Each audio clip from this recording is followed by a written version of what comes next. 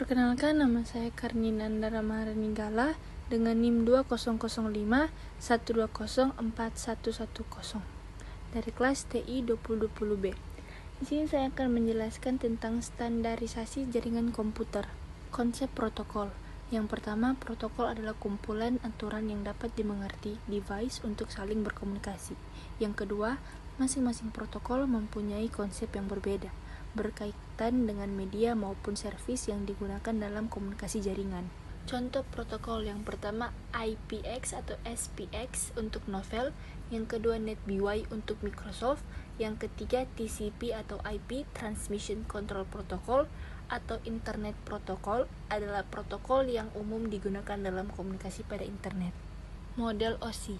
Yang pertama, model atau acuan arsitektural utama untuk network yang mendeskripsikan bagaimana data dan informasi network dikomunikasikan dari sebuah aplikasi komputer ke aplikasi komputer lain melalui sebuah media transmisi.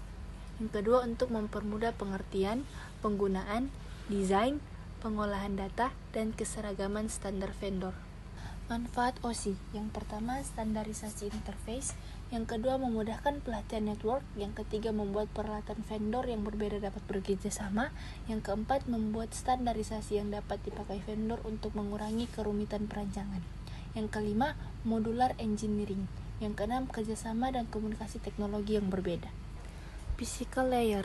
Perangkat yang beroperasi hub dan repeater. A. Menentukan berapa volt untuk bit 1 dan 0. B. Menangani periminan bit-bit data melalui saluran komunikasi. C. Menentukan jumlah pin yang digunakan oleh network konektor dan fungsi dari setiap pin. Data link layer.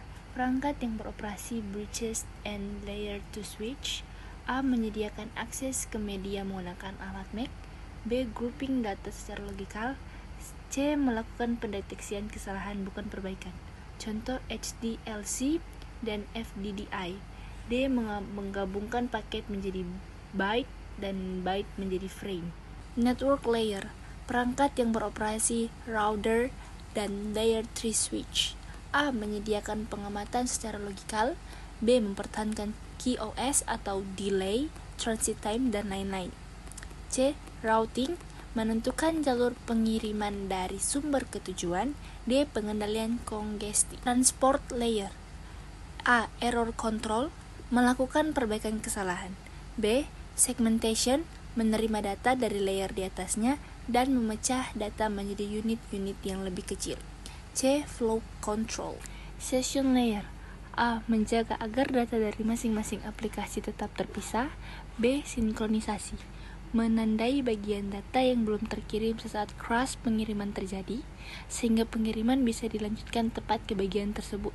C. Establish. Manage, menghentikan sesi antar aplikasi. D. Dialog control. Memantau giliran pengiriman. Presentation layer. Bagaimana data dipresentasikan, type data, enkripsi, visual, dan lain-lain. Contoh GIF dan JPEG. Application layer. A. Menyediakan user interface ke jaringan melalui aplikasi. B. Layanan aplikasi sangat dekat dengan user. Contoh FTP, HTTP, dan lain-lain. Model TCP atau IP. TCP atau IP adalah standar komunikasi data yang digunakan oleh komunitas internet dalam proses tukar-menukar data dari satu komputer ke komputer lainnya yang di dalam jaringan internet. Protokol ini tidaklah dapat berdiri sendiri karena memang protokol ini berupa kumpulan protokol. Konsep layering TCP or IP. TCP or IP model. Yang pertama, application. Represents data to the user plus encoding and dialog control. Yang kedua, transport. Support communication between diverse devices across diverse networks. Yang ketiga, internet. Determines the best path through the network. Yang keempat, network access. Control the hardware device and media that make up the network. Perbandingan model OSI dan TCP or IP. Di TCP or IP didapatkan 4 layer, yaitu application layer, transport layer, internet layer, dan network access layer. Sedangkan di OSI terdapat 7 layer, yaitu application layer, presentation layer, session layer, transport layer, network layer, data link layer, dan physical layer. persamaan model OSI dan TCP or IP.